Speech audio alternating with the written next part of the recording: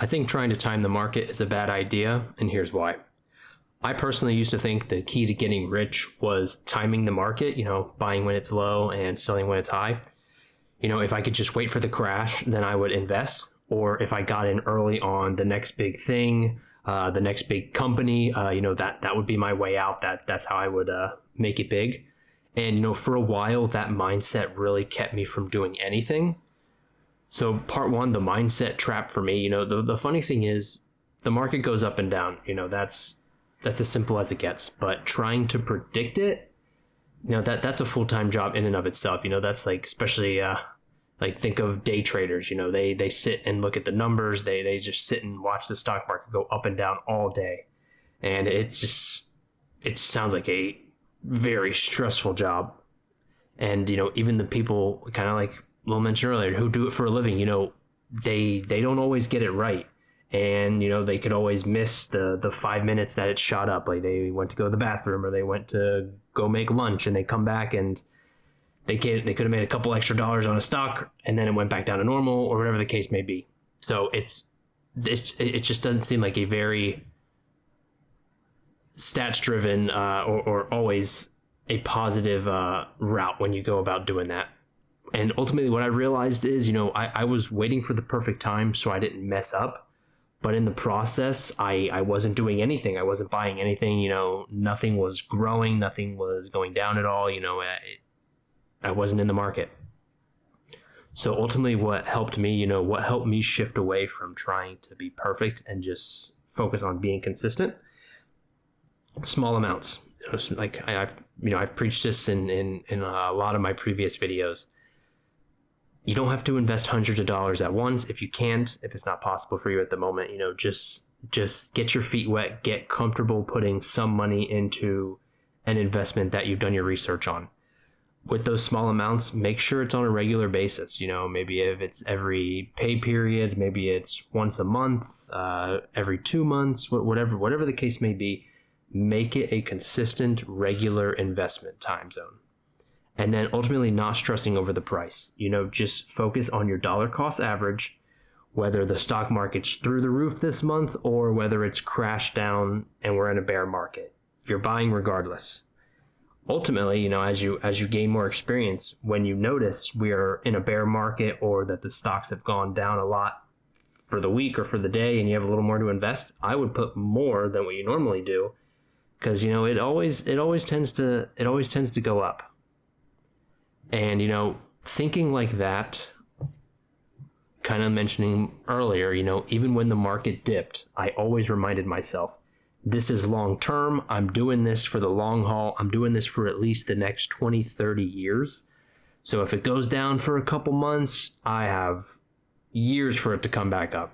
And the average rate of return for the S&P over the last century has been about, I think it was 10.4%, but if we just be conservative, we'll say 8 to 10%.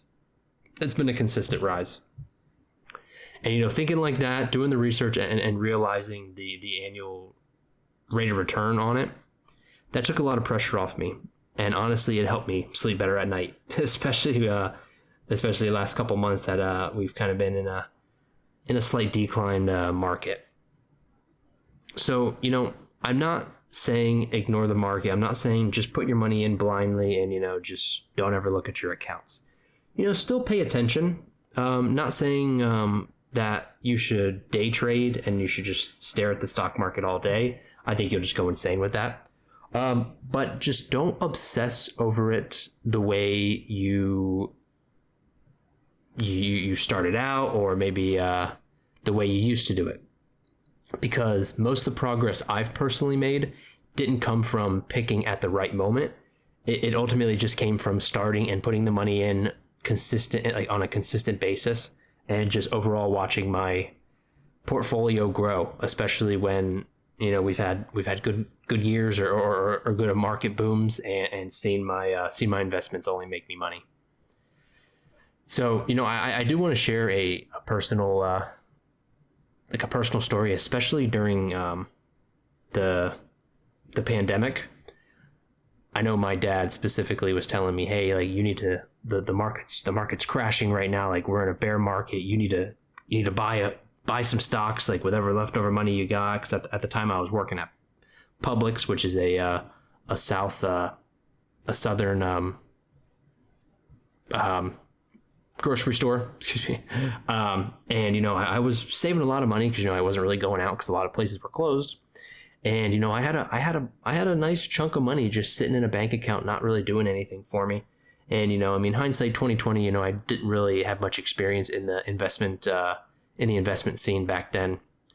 But boy, do I kick myself now seeing the potential that could have been made if I had invested in like the index funds or just overall like the S&P funds back then during COVID. I feel I could have made a lot of money, but like I said, hindsight 2020. I've learned from my mistakes. Continuing to watch like trends going on in the world, especially these last couple months with the tariffs, especially to the other countries.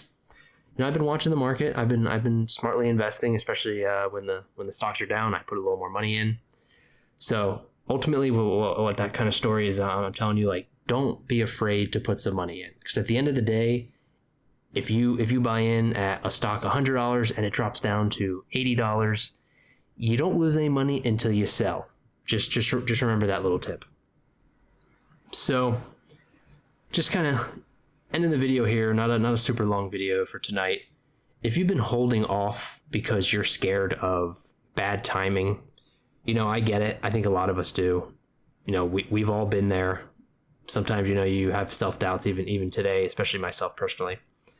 But don't let waiting stop you from building, because at the end of the day, like I said, do your research. Like, don't take my word for it 100%. But the S&P 500 has historically gone up 8 to 10%. So while we may be in a bear market for a couple months or a year at a time, whatever the case may be, ultimately we will get out of that and your stocks will go back up and they will make you money. And at the end of the day, especially if you're one of the younger guys, like if you're in your teens, in your 20s, in your 30s, in your 40s, you have time. Time is on our side. Like, make sure you utilize that, especially when it comes to compounding interest. The longer you invest, whether it's even if it's small amounts, 10 years investing $200 is a lot better than 3 years investing $1,000 or $2,000, because you let the compounding interest start to stack and start to build. And when you hit the 10,000, then it grows even faster. When you hit 100,000, it grows even faster. When it hits $1 million, it grows even faster. So ultimately, remember that we are younger. We have time on our side. Let compounding interest do its job. So if this helps you, or if you're figuring this out too, feel free to drop a comment. I'd love to hear your thoughts. Love to have some dialogue in the comment section below. And if you're into these types of real money combos, feel free to subscribe. As always, shout out to the lunch table for sticking with me. Hope you guys have a great Memorial Day weekend, and I'll catch you guys in the next one. Take care.